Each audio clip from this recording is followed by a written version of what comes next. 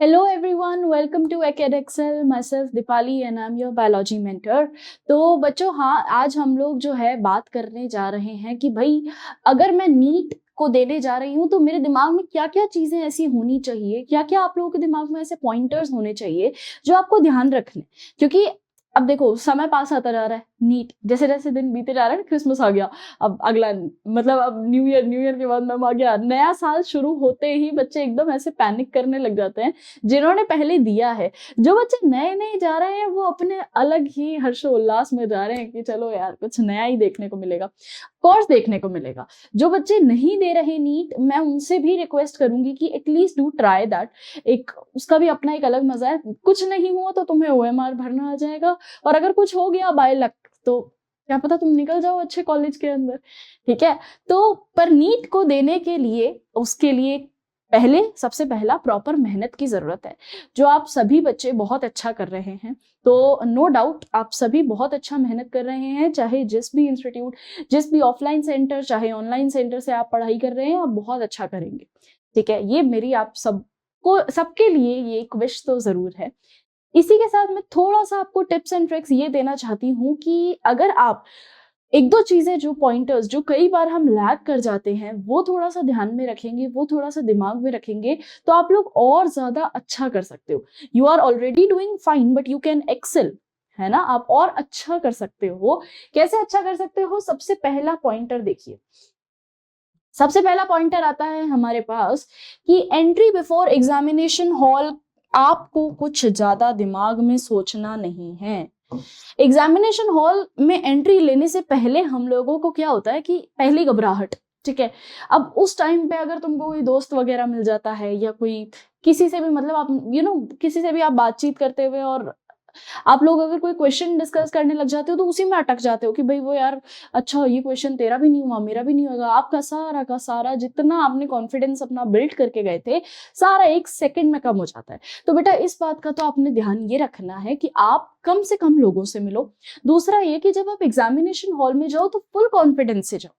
ठीक है, आप इस तरीके से मत जाओ कि यार मुझे कुछ नहीं आता, ऐसे जाओ कि यार मेरे से ज्यादा किसी को आता नहीं है। ये गारंटी लेके जाओ कि मेरे से ज्यादा तुम लिखवा के ले लो, किसी को नहीं आता होगा। ये चीज, ये कॉन्फिडेंस जब तुम में आ जाएगा ना, तब चाहे तुमको आता हो ना आता हो, मैं ये चीज देखती हूँ कि जिसमें कॉन्फिडेंस है ना वो आगे बढ़ेगा। कुछ भी कर लो, जिस इंसान में कॉन्फिडेंस है वो इंसान आगे बढ़ सकता है। तो आपको खाली अपने आप को कॉन्फिडेंट इतना रखना है कि मैं दूसरों से लेवल कंपेयर करना, हर बात में एक वो कंपैरिजन रखना कि यार उसके तो परसेंट भी अच्छा आते हैं, वो तो क्लास में भी टॉपर है, आगे तो वही निकलेगा ना यार, फिर मैं क्यों मेहनत करूं। ये करके तो तुम और मेहनत ना करो, तो तुम फेल ही होगे। ठीक है, अब इस टाइम पे अगर तुमने ये सोच लिया कि यार ये मेहनत तो करता ही रहता है, क्या पता अगर इसका भी छूट जाए तो अब मैं निकल सकता हूँ। एक अपने अंदर होप लाओ, अपना जो है जज्बा जगाओ कि यार नहीं, मेरे को करना है, कुछ भी करके मैं ये काम करे बिना जाऊंगा ही नहीं। तो फुल कॉन्फिडेंस से आपको एंट्री मारनी एग्जामिनेशन हॉल में, मस्त एकदम। चश्मा वश्मा तो लगा नहीं सकते, नहीं तो क्या है, पुष्पा वुष्पा बन के जाते एकदम तो ठीक है, अगला देखो, रीड क्वेश्चन पेपर परफेक्टली। पहले क्वेश्चन पेपर पढ़ना। कॉन्फिडेंस में sometimes your confidence lead to over confidence, वो दिक्कत होगी। ठीक है, तो कॉन्फिडेंट रहना is key to success, but over confidence उल्टा भी पड़ सकता है, तो पासा उल्टा नहीं पटकना। ठीक है, तो इसके लिए सबसे पहले तुमको सारे के सारे टॉपिक्स पढ़ने के होंगे, मतलब तुम्हें सारे क्वेश्चंस रीड करना होगा कि यार भाई पूछ क्या रहा है, कहना क्या चाहते हो, वो वाली बात है। तो तुम्हें सारे क्वेश्चंस रीड करने होंगे और परफेक्टली पढ़ो। समय मिला है तुम्हें 3.5 घंटे, आराम से इस्तेमाल करना है। यार क्या करोगे, जल्दी भी निकल के क्या ही कर लेंगे। वैसे जल्दी निकलना फायदेमंद होता है कि बाद में तो भीड़ निकलेगी, पहले पहले अपन निकल जाते हैं। पर आराम से पढ़ो, पहले तसल्ली से क्वेश्चंस देखो कि हाँ यार सारे क्वेश्चंस हैं ना मेरे पास। कभी पेपर कभी मिस हो जाता है तो ध्यान रखो कि भाई सारे जो बुकलेट आपको मिली है पेपर की वो पूरी है कि नहीं है। अच्छा, आप जो है एक बुकलेट खुद से तैयार कर सकते हो एग्जामिनेशन हॉल में जाने से पहले।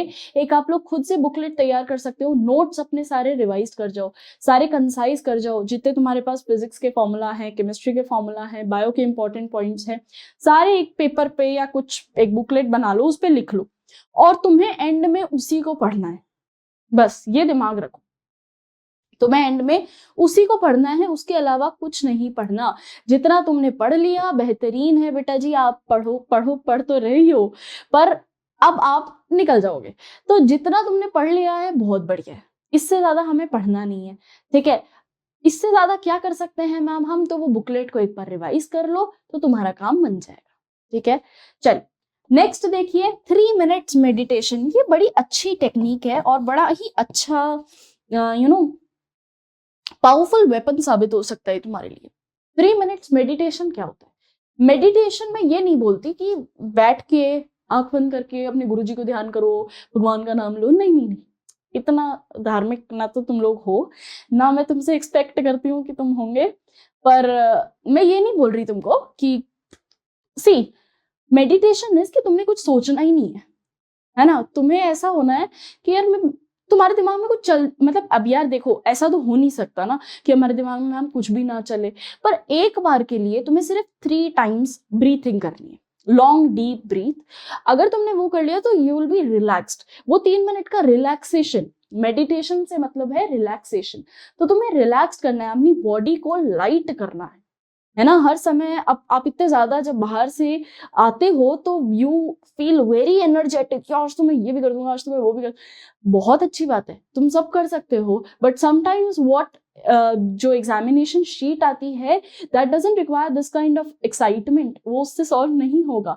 तो शांत, अपने बॉडी को शांत करो, थोड़ा सा जो है एक ध्यान, मैं बोलती हूँ कि ओम नमः शिवाय का तुम जाप ध्यान ध्यान ध्यान कर सकते हो थोड़ा थोड़ा सा, तो उससे फायदा ये होगा तुमको कि है ना थोड़ा रिलैक्स होगे, है ना। शिव जी तो होते ही रिलैक्सेशन के लिए, थोड़ा शांत होगे तुम लोग।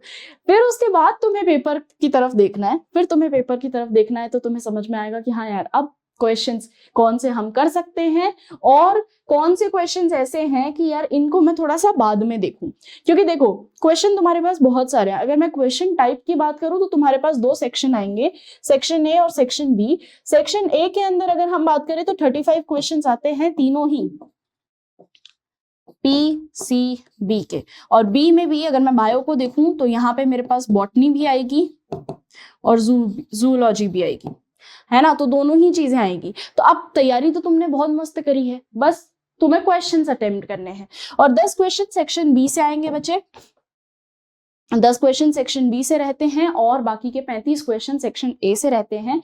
इसमें तुमको टोटल क्वेश्चन 15 मिलते हैं, जिसमें से तुमको 10 करने होते हैं, इसकी ये कंडीशन होती है ना। 15 क्वेश्चन होते हैं जिसमें से तुमको 10 करने होते हैं। अब इसकी भी टेक्निक ये है कि मैं ये नहीं बोल रही तुमको कि सारे के सारे 15 तुम्हें आते ही होंगे या नहीं भी आते होंगे, मैं ऐसा नहीं बोल रही, पर बात ये है कि उसको ध्यान से ऐसा पढ़ो, तरीका ऐसा पढ़ने का अप्रोच ऐसा लगाओ कि यार ये 1 लाइन सेंटेंस है, ये तो मुझे आता है, टिक करो, जल्दी जल्दी टिक करो, जो तुम्हें आता है उनको टिक करते जाओ, ठीक है। तुम अगर एक ही क्वेश्चन में स्टक हो गए कि यार ये क्वेश्चन का आंसर क्या हो सकता है, इसको निकाले बगैर तो मैं जाऊंगा नहीं, अपना ईगो सेटिस्फाई करने के लिए अगर तुम एक ही क्वेश्चन पे बैठ गए तो फिर तुम आगे नहीं बढ़ पाओगे। क्योंकि तुम देखो यहाँ पे ये चीज का मुकाबला नहीं है कि तुम्हें कितना आता है, यहाँ पे ये चीज का मुकाबला है कि तुम कितने क्वेश्चन कर पाते हो।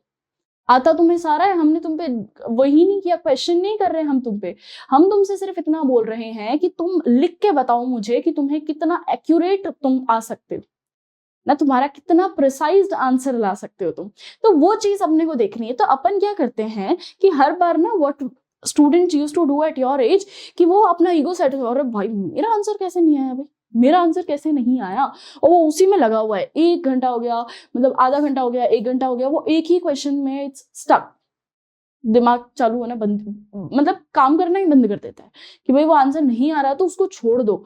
मतलब don't get stuck to 1 question for a long period of time, क्योंकि तुम्हारे पास टाइम कम है और तुम्हारे पास आंसर ऐसे भी हैं जो बड़े आसान है और तुम आसानी से निकाल सकते हो, ठीक है। तो उन क्वेश्चंस पे ध्यान दो जिनको तुम आसानी से और बहुत जल्दी सॉल्व कर सकते हो, तो वो क्वेश्चंस हमको पकड़ने हैं, वही क्वेश्चंस को हमको सॉल्व करना है।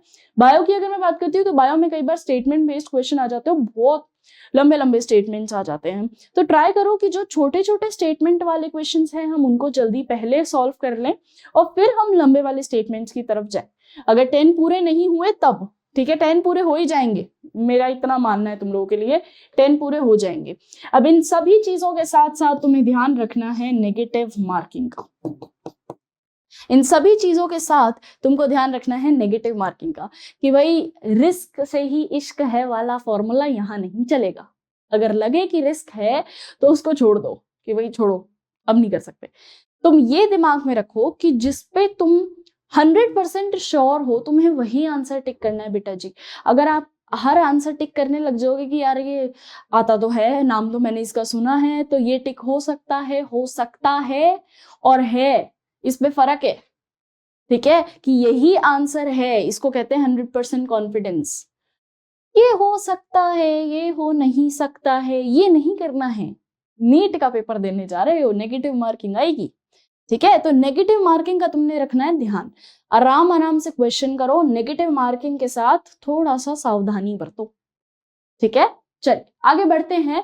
कीवर्ड्स को तुम्हें करना है अंडरलाइन, ये बहुत अच्छा, और ये मैं हर बार तुमको नोट्स के लिए भी बताती हूँ, नोट्स में मैं खुद भी करती हूँ तो मैं तुम्हें भी करवाती हूँ कि नोट्स बनाओ तो भी ऐसे एनसीईआरटी, जब एनसीईआरटी में नोट्स लगाने बैठो तो भी ऐसे लगाओ कि भाई अंडरलाइन अगर मैंने कोई चीज कर दी तो ये कीवर्ड है, यही शब्द पकड़ेगा एग्जामिनर भी, इन्विजिलेटर तो क्या एग्जामिनर ही है ना, जो एग्जामिनर आपका क्वेश्चन पेपर देखेगा, चेक करेगा, जिसने भी बनाया होगा वो यही कीवर्ड कि उसमें है कि यार अगर बच्चे ने ये कीवर्ड पकड़ लिया तो उसका आंसर क्लियर हो जाएगा।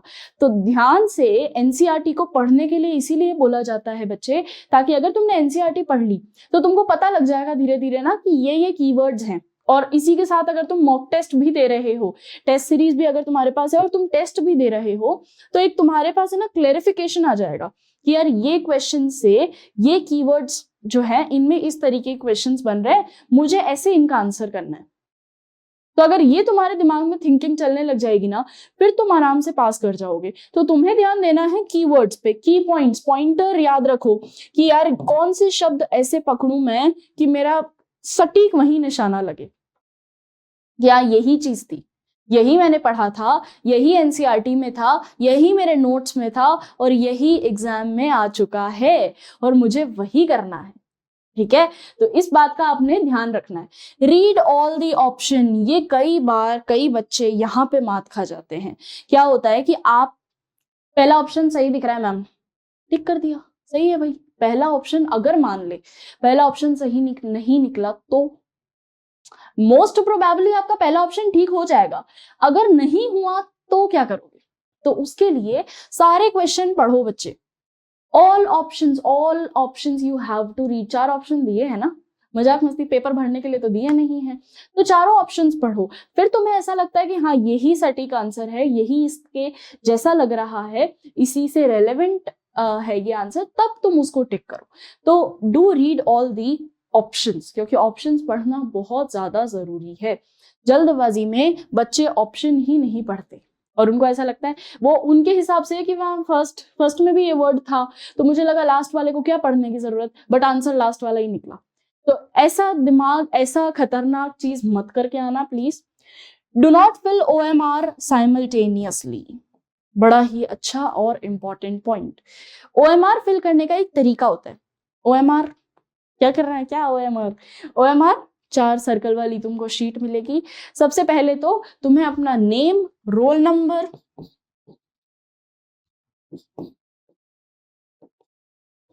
इनको ढंग से फिल करना है।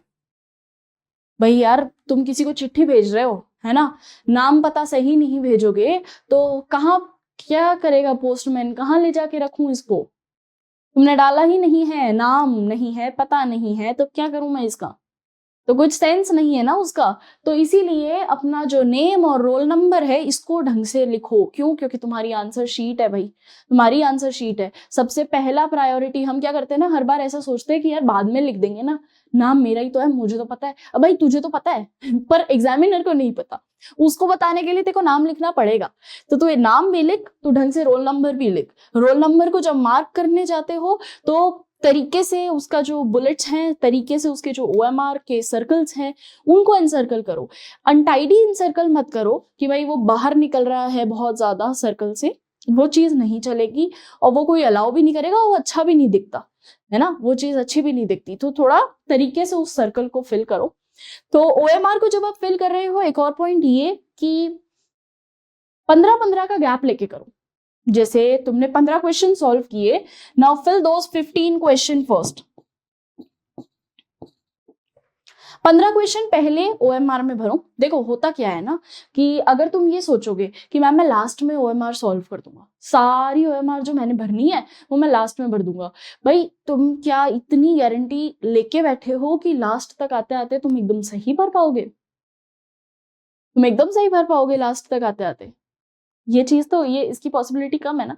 अब तुम अगर मान लो तुम लास्ट तक आए, है ना, लास्ट वाला जब तुम फिल करने जा रहे हो और उस टाइम वो हो जाए कि वहां एक और ऑप्शन तुम्हें दिख जाए, तुम्हारे लिए वो 200 क्वेश्चन है और वहां पे जाके तुमको पता लगे 199 क्वेश्चन है, तब तुम्हारा क्या होगा? तब क्या करोगे? तो ऐसी दिक्कतें ना हो इसके लिए हमने ये 15-15 वाला मेथड निकाला है। तो इसको मैं कहती हूँ 15-15 मेथड, मतलब 15 और 15 क्वेश्चन तुमने करने हैं। 15-15 के क्वेश्चन के सेट बनाओ और 15-15 के क्वेश्चन के सेट के हिसाब से तुम क्या करो, मार्किंग।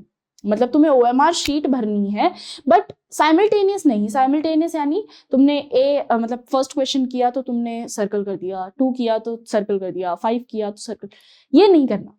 तुमने 15 क्वेश्चन करने हैं, 1 2 3 4 5 6 7 15 तक, ठीक है।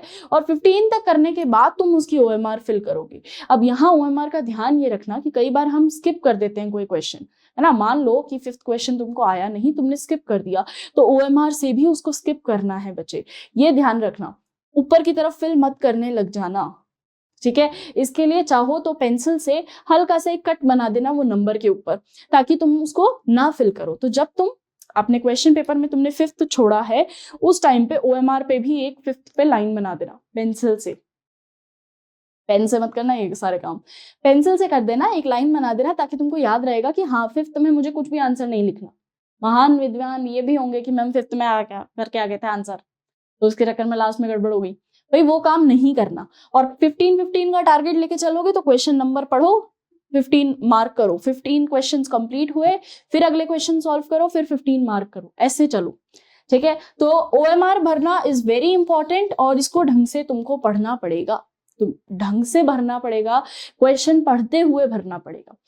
Last is your revise paper carefully, ढंग से एक बार रिविजन, क्योंकि क्या होता है हम रिविजन को टाइम देते हैं लास्ट के 5 मिनट। लास्ट के 5 minute is not your revision, last के 5 minute is not your revision. Revision is your last का आधा घंटा, जिसमें तुम वो क्वेश्चंस अटेम्प्ट करोगे जो तुमने छोड़ दिए। उससे भी पहले एक चीज तुमको करनी है कि तुम्हें पहले तो सारे क्वेश्चंस पढ़ने कि जो मैंने टिक किए हैं, क्योंकि तुम्हें 100% श्योरिटी तो है ही, बट स्टिल एक बार एक नजर घुमा लो कि हाँ ये क्वेश्चंस मैंने पढ़े, ये सारे सही हैं। अब फिर तुम क्या करोगे, तुम्हें करना है रिवाइज। और रिवीजन कैसे करना है कि भाई लास्ट का आधा घंटा जब तुम्हारे पास रहेगा, उस टाइम पे तुम्हें ये चीज देखनी है कि यार अब क्या सारे क्वेश्चन सही हैं, सारे क्वेश्चंस परफेक्ट हैं, मैं एक बार ये देख लेता हूँ। और एक बार ये भी चेक कर लेता हूँ कि क्या मैं इनमें से जो छोड़े हैं तुमने, इनमें से कोई क्वेश्चन अटेम्प्ट कर सकता हूँ या कर सकती हूँ। अगर तुम उनमें से कोई क्वेश्चन अटेम्प्ट कर सकते हो और 100% कॉन्फिडेंट हो, ये नहीं कि हो जाए तो ठीक, राम भरोसे वाली बात नहीं है, तुम अगर ढंग से कॉन्फिडेंटली उस चीज को सॉल्व कर सकते हो कि हाँ भाई ये तो मेरा नंबर लेके आएगा, ये तो मुझे आता था पर मैं तो उस टाइम याद नहीं आया, अभी तो याद आ गया, फिजिक्स का कोई क्वेश्चन पहले नहीं बन रहा था अब तो बन गया, तो वो क्वेश्चन अगर तुम सॉल्व कर सकते हो तब उसको तुम्हें टिक करना है। और वो तुम लास्ट के उस आधे घंटे में करोगे जो हम रिविजन कह रहे हैं, ठीक है। This is your revision. तो रिविजन लास्ट के 5 मिनट में नहीं होता, रिविजन लास्ट के आधा घंटे में होता है, आधा घंटा 40 मिनट, ये होता है रिविजन टाइम, ठीक है। तो इसी के साथ मैंने तुम सबको प्रॉपर तरीका बता दिया है किस तरीके से तुम्हें अपने नीट के जितने नीट एस्पिरेंट्स हैं उनको किस तरीके से स्ट्रैटेजिकल एनालिसिस करते हुए अपने क्वेश्चंस को सॉल्व करना है। आई होप आप सभी को ये वीडियो अच्छा लगा हो। Like, share and subscribe our channel. All the best.